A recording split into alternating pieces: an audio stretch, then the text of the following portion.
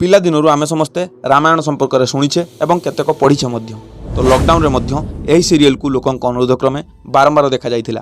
तो एबे सुद्धा यह लोकों सबुठारु प्रिय आध्यात्मिक सीरियल हुई रही।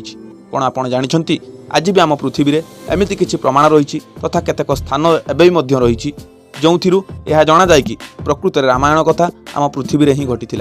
आज भिडियो रे आपन को सही प्रमाण संपर्क में जनइबी। तो वीडियो को देखिया पूर्व जदि आप चैनल रे नुआ ताहले चैनल को सब्सक्राइब निश्चय करनियंतु। ताद्वारा आपन को एहीपरि वीडियो नोटिफिकेशन मिल जिवो। तो चलंतु एही प्रमाण गुड़िक संपर्क में आलोचना करिबा। नंबर 1 बोधु आपन जानिथिबे जेतेबेले हनुमान माता सीता को खोजिबा आरंभ कले एवं माता सीता को खोजी खोजी श्रीलंका रे पहुंचिले, किंतु सेठारे पहुंची कोनसी कारण जोगु तांको विशाल रूप धारण करिया पई पड़िथिला, जोंथि पई तांकर पादचिन्ह एबे भी मध्य श्रीलंकार पत्थर बा चट्टाण उपर देखिया को मिले। नंबर 2 रामायण अनुसार जेतेबेले माता सीतांकर हरण हैला तो श्रीराम माता सीता को खोजिबा आरंभ कले। एहारी मध्य श्रीरामंकर साक्षात हनुमान सह एवं हनुमान प्रत्येक दिन श्रीरामंकर साक्षात करिया पई एक निर्दिष्ट स्थान को आसुतिले। आज भी सही स्थान को हनुमान गड़ी बोली कहा जाउची, जोंठारे हनुमानंकर एक विराट मूर्ति रही। नंबर 3 जेतेबेले रावण माता सीता को निजर लंकापुरी को ने जाउतिला तो प्रथमे अशोक वाटिका पूर्वरु माता सीता को एक गुंफा रे रखिथिला एवं आज भी सही गुंफा रही जहाँकि देखा एक साप आकृतिर।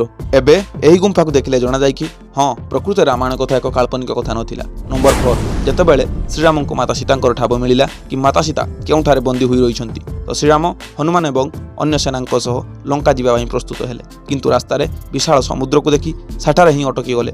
या परे तांकर बानर सेना पत्थर उपरे श्रीरामंकर नाम लिखिले एवं पानी को फिंगिले तो पत्थर पानी रे भासिला।